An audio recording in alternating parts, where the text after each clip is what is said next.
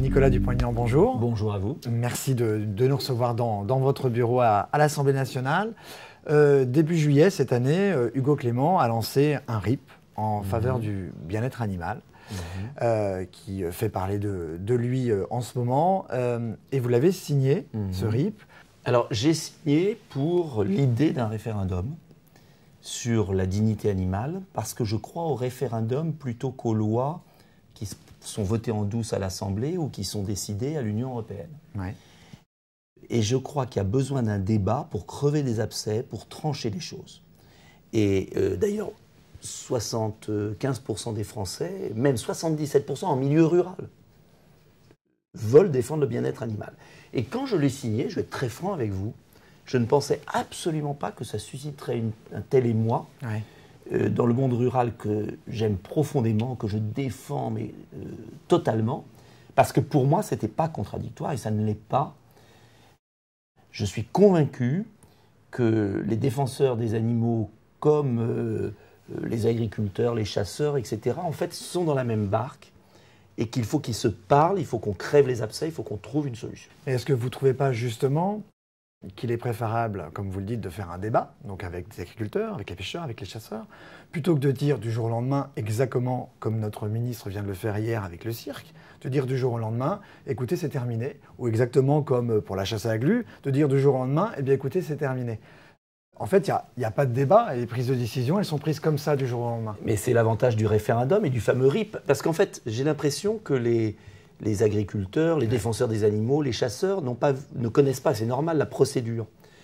Il y a l'intention d'un référendum, avec des choses auxquelles je tiens profondément, sur la maltraitance animale, la fourrure, etc. Bon. Et puis après, il y a un projet de loi qui est déposé devant les parlementaires, une proposition de loi, pour être exact. S'il y a 185 parlementaires qui signent. Et ensuite, ce n'est pas la proposition comme ça qui va être votée. On va l'amender.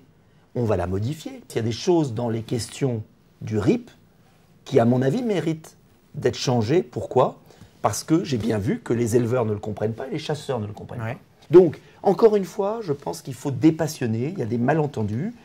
Il y aura une discussion de la proposition de loi. Et moi qui suis, je dirais, autant un défenseur des animaux qu'un défenseur du monde rural, je suis convaincu que je pourrais réconcilier les uns et les autres. On va faire des amendements.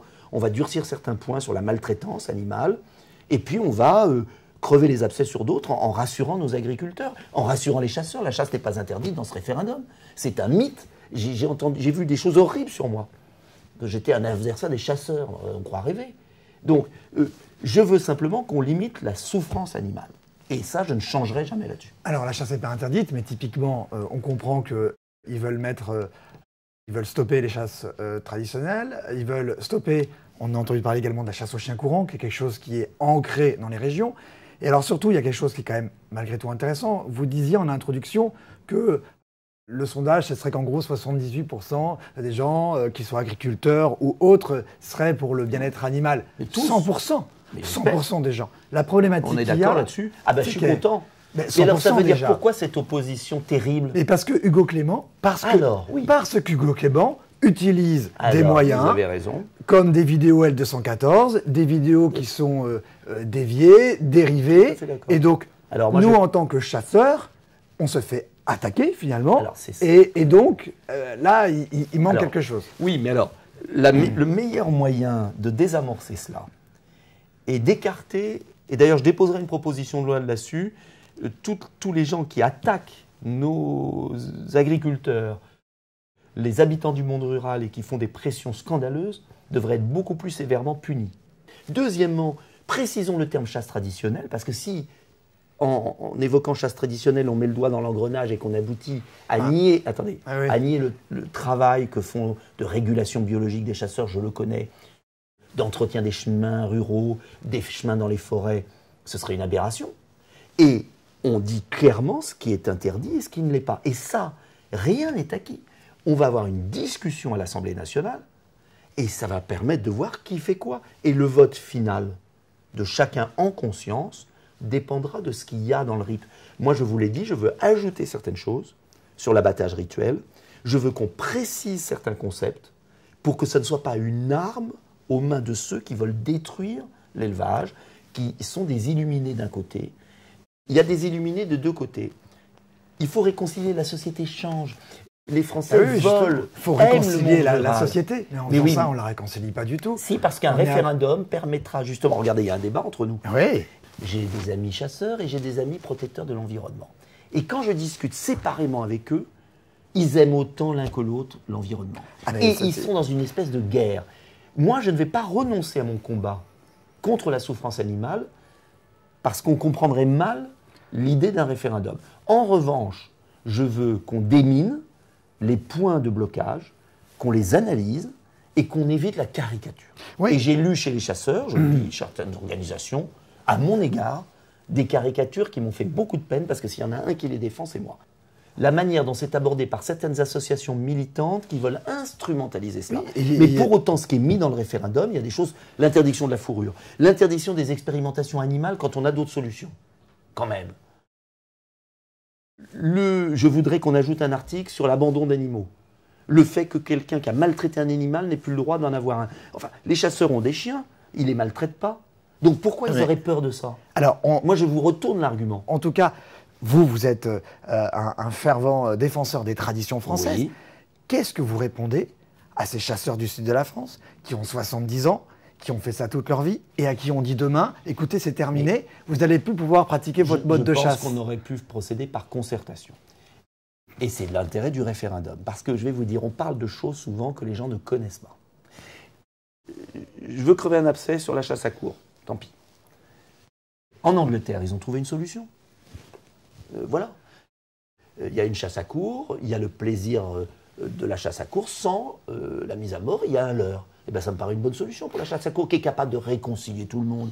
Et, entre nous, est-ce que ce n'est pas beaucoup plus important de lutter contre l'Union européenne, qui organise le gazage des oies aux Pays-Bas, où c'est un massacre épouvantable, plutôt que de diviser la France alors qu'on peut trouver des solutions?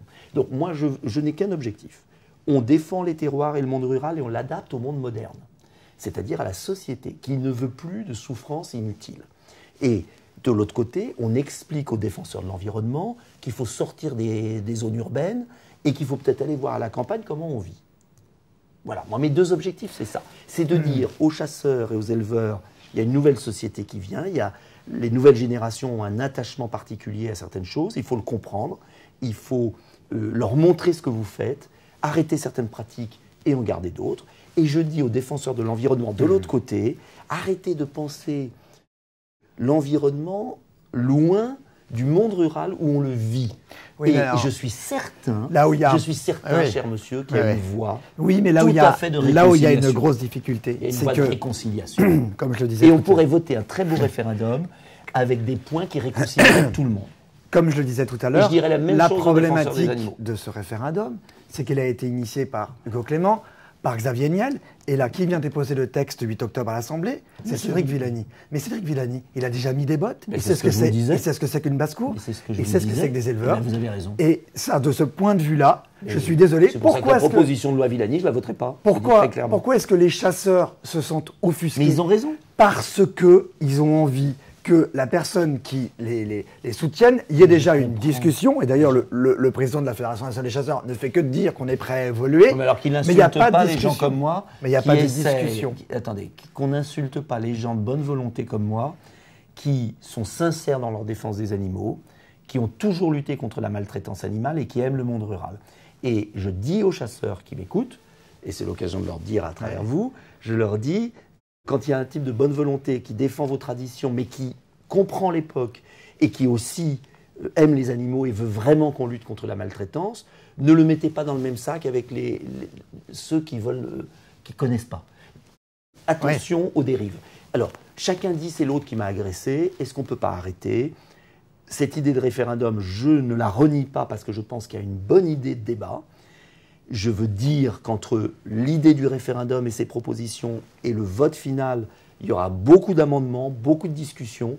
C'est l'occasion peut-être d'évacuer des abcès, chacun de faire un pas vers l'autre. Et en tout cas, je dirais la même chose aux défenseurs de l'environnement et je leur dis. D'accord. Et je suis écouté chez eux aussi parce qu'ils savent que je suis sincère. Donc vous confirmez ce soutien, cette signature au RIP. En revanche, je confirme totalement mon soutien à un référendum sur la protection animale et je souhaite que ce référendum soit durci sur des monstruosités comme l'abattage rituel et soit précisé sur des points qui font peur légitimement aux éleveurs et aux chasseurs parce qu'ils ont peur que derrière, il y a une instrumentalisation contre leur activité. Et on n'a pas à avoir peur, il faut que donc on rassure. Et j'ai dit aux protecteurs des animaux, vous devez changer certaines choses, on doit entendre les chasseurs, entendre les éleveurs, car ce n'est pas fait contre le monde rural. S'il n'y a plus de monde rural, il n'y a plus d'animaux.